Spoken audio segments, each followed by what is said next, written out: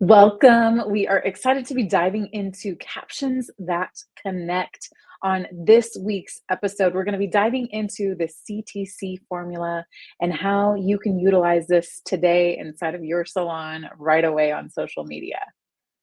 Yeah, so you maybe have seen this on social media, or maybe it's even been you, because I know I've been here before too. Is like you think so hard about, hey, what can the caption of the day be? You got this beautiful piece of artwork, this beautiful piece of hair that you want to showcase, and then you come to the conclusion you're just going to say, new color, brownie blonde brunettes.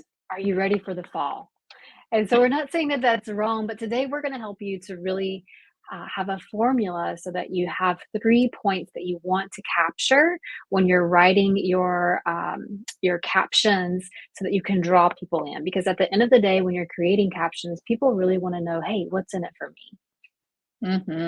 And like Jen mentioned, we're gonna, dive into some stuff.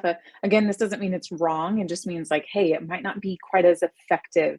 So the first thing that we want to talk about is what not to do.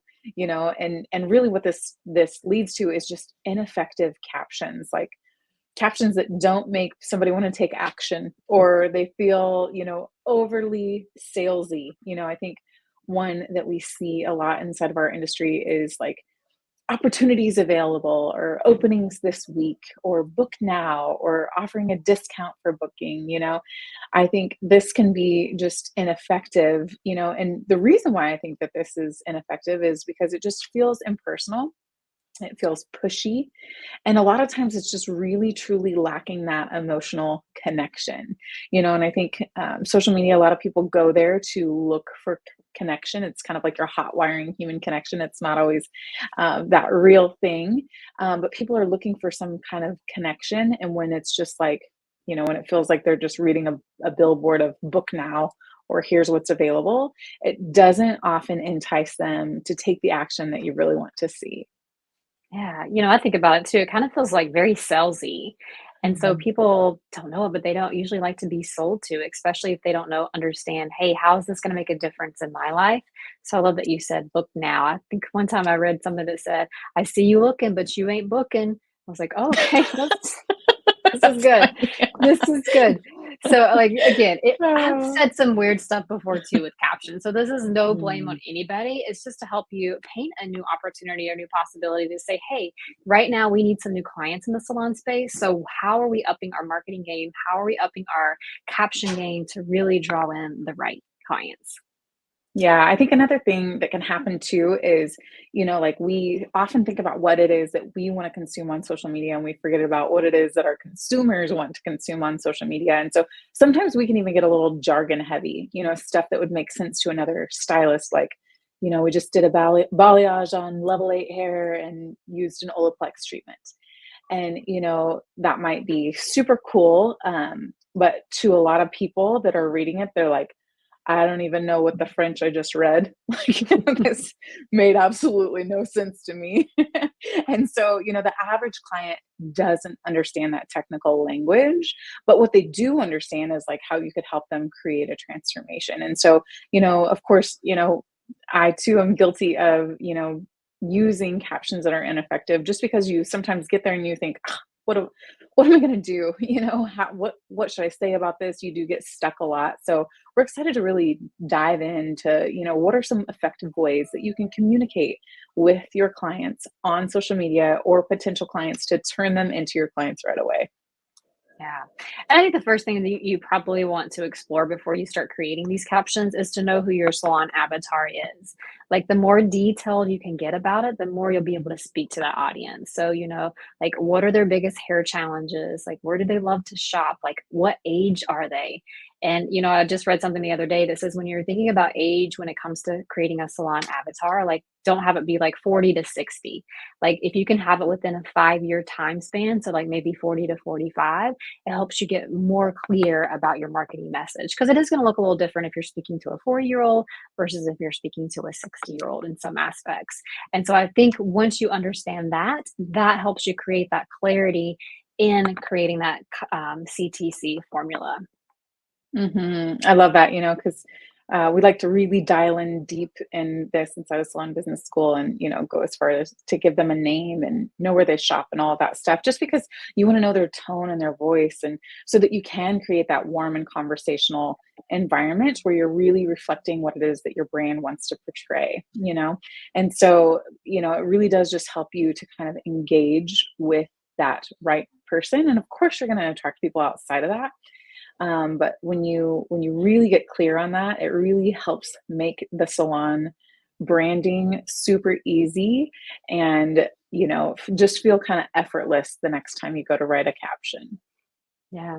I think it's also good to share with your team too once you have that avatar in place so they understand like who are your top guests that you serve or who is the avatar that you want to serve because it helps them in their marketing messages as well. Because I've been guilty of that too. Like I knew who our avatar was, but not communicating it to the team.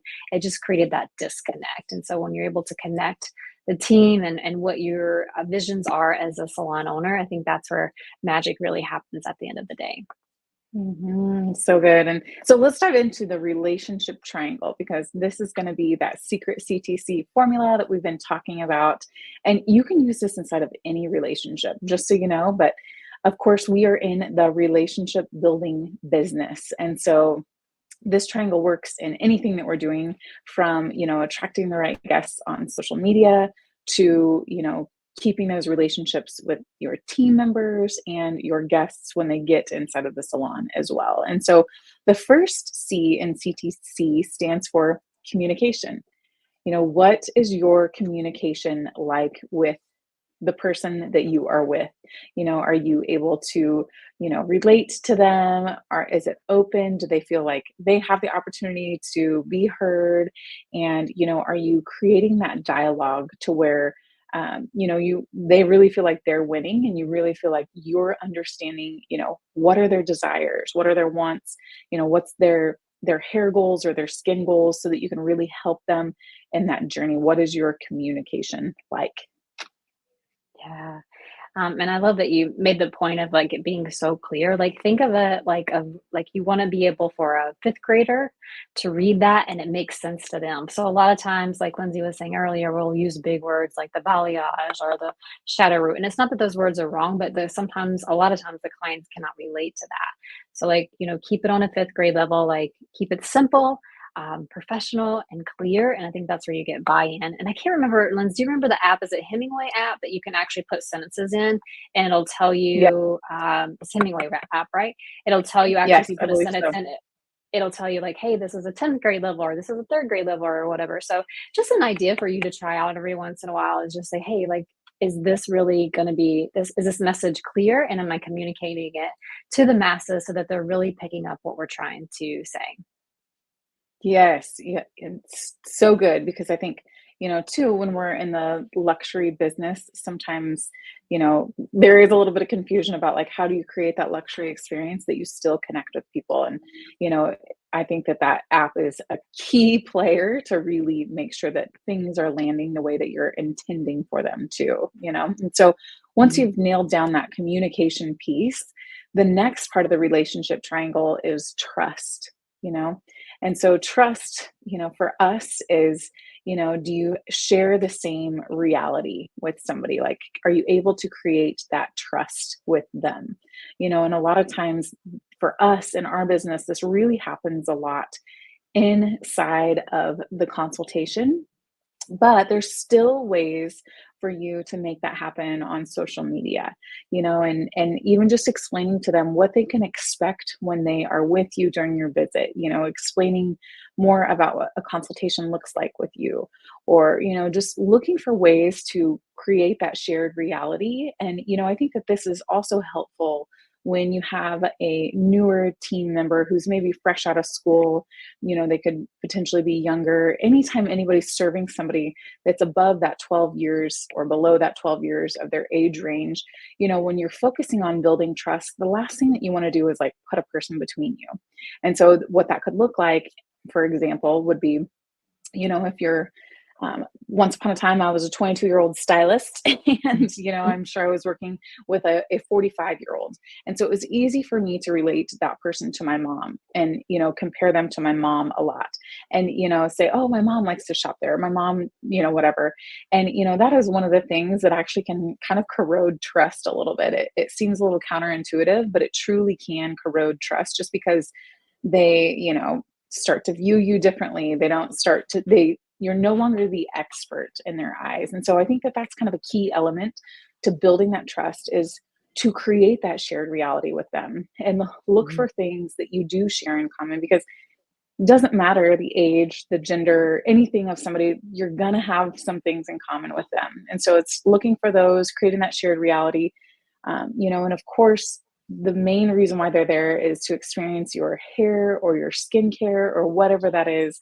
And so building trust by really uncovering their problems and helping them find solutions is going to be the key to that trust factor in the relationship triangle.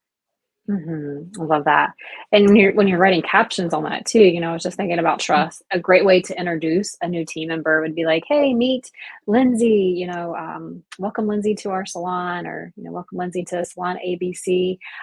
Lindsay loves to create an experience that's calm, happy and positive. Check out what, and then insert a client testimonial.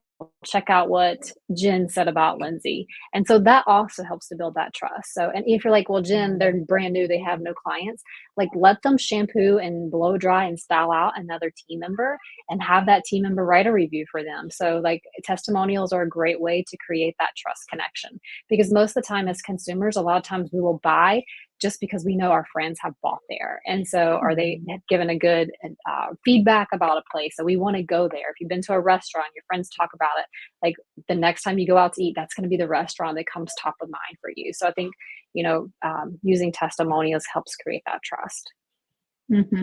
So good. And the third portion of the relationship triangle is the connection piece. So we've got communication, trust, and connection. And so connection is truly, do you like somebody? Do you feel connected to them?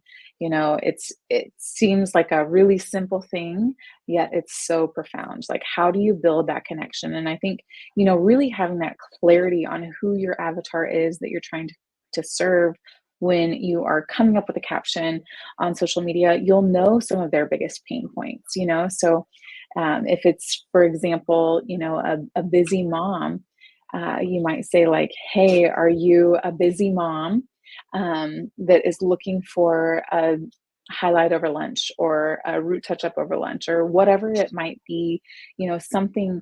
Think about the avatar, think about their biggest pain points, and then try to create connection with them so that they're like, oh my gosh, that's totally what I'm looking for. It's like they read my mind. I feel super connected to them. It's like you almost can't even figure out why. But it's like you've uncovered what some of their biggest pain points are, because I think also, too, it really does help, when you're with newer team members. I think sometimes it's like the deeper understanding of, our time is money, and like, how do we get, quicker at things that we're still feeling like we're giving an exceptional experience and we're delivering on our mission and what it is that we're trying to create. But also understanding, like, hey, this is what our avatar's desires are. And a lot of times, the salon companies that we work with, their avatar is usually a busier person, but they have a lot more money to spend, and so finding ways to create connection with them. And hey, you might uncover your avatar is a little bit different, but looking for that connection piece is going to be huge. And I think telling a story too, like Lindsay was saying, I love that idea of telling a story to be like, hey, Jen came in, like if you post a picture of a new look, Jen came in a before and after, that would be a great way to create connection. Jen came in feeling blah about her hair. 3 hours later, she walked out glowing. What's your dream transformation? So you're asking them a question, which is going to create that enrollment. And I'm like, oh yeah, I am ready for my dream transformation. I'm ready to, you know, go from what Jen did to love that before and after. And so that really helps to build that rapport with the client. So good. And there's so many ways that you can think about utilizing all three of these, like, especially on your story. I think trust is one that pops up, just thinking about like showing, kind of behind the scenes things that are going on with your team. I think that that builds trust because you also have to keep in mind, like, hey, you're probably trying to attract new team members as well. So it's not just your clients that are going to be visiting the salon, but it's also new team members. Like, did they see themselves in your environment? And so you can really build the trust, and also for them to create that connection, like, okay, I do, I love when I see, them in the back room, or them, mixing color or having fun together as a team. I think there's a lot of ways that you can build all three of those elements so that you really can win on social media. Yeah. And I love that. And I think after you have the communication, the trust, and the connection, like you can have a call to action because a lot of times guests or clients need to know, what do I do next? Hey, I love what they're saying here. How do I book an appointment? And so just making sure it's easy and accessible for them to say, hey, this is exactly the action step that I need to take to book that reservation with that salon. Yes. And, I think even remembering to add that into your bio is huge, like making it really easy for people to book, because usually that's what you're trying to capture from social media is that booking. And so if you make that easy and you create that connection on those posts or on those stories, people are naturally going to find it, but just make it really easy for them to find so that they can't wait to visit you next. Yeah. And this is a great exercise to do with your team as well, especially someone new starting out. We have actually a branding class in our training program for people to, for our trainees to go through and kind of create their salon avatar, make sure that it's going to marry well with the salon avatar, help them create their Instagram bio. So again, it's a healthy marriage with the salon.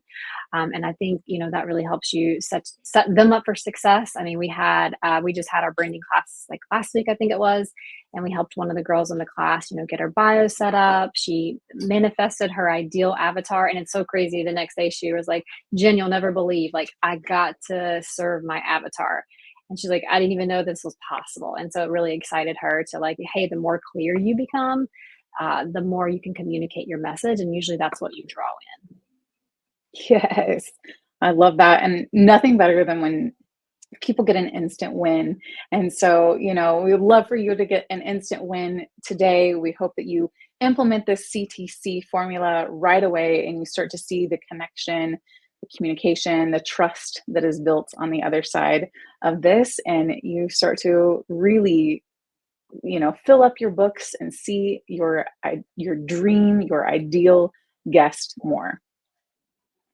Awesome. All right. We'll catch you next week.